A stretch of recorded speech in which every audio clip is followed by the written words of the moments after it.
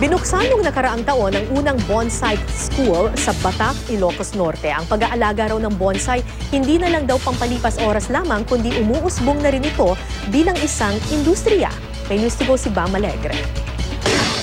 Mapapabuntong hininga ka ng It's a Small World After All. Oras na mapasyalan ang munting kagubatang ito ng mga bulilit na bonsai. Dito sa Bonsai Festival sa Quezon Memorial Circle, 20 sa mga specimen, pagmamay-ari ni Susan. Pero small time lang yan kung ikukumpara sa halos 200 niyang koleksyon ng mga bonsai. Mula nang mahumaling siya rito, nabawasan daw ang kanyang mga inaalala at gumaan pa raw ang kanyang pakiramdam.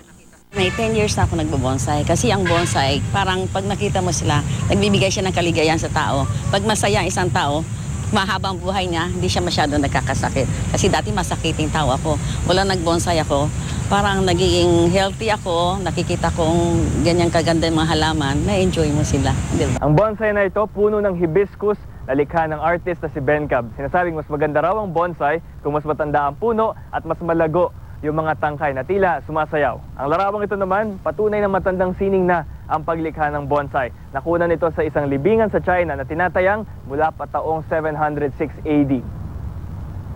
Ang isang bonsai hindi lang produkto ng sining kundi pati rin ng agham. Nakokontrol ang paglaki ng halaman depende sa pasong kinalalagyan nito. Lalagyan ng sustansya ang paso at gugupitan ng mga labis na tangkay at ugat.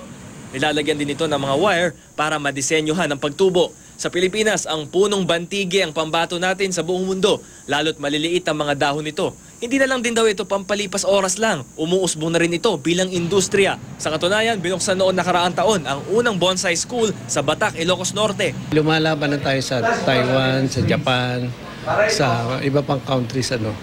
Ang sabi nila, kayang-kaya natin silang talon. Considering yung mga materials natin. Tsaka ang pinakamagaling, yung mga Pilipino ang gagaling. Kaakibat din ng bonsai ang sining ng suseki o ang pangangalaga sa mga natural na bato. Sa Japan, isa raw itong disiplina para lalo pang lumalim ang pag-iisip sa tulong ng meditation. Naka-incorporate sa mga bonsai group. Kasi ang bonsai tsaka stone, somehow magkapatid yan. Kasi mga small stone, ginagamit yan ng companion ng bonsai. Bam Alegre, GMA News.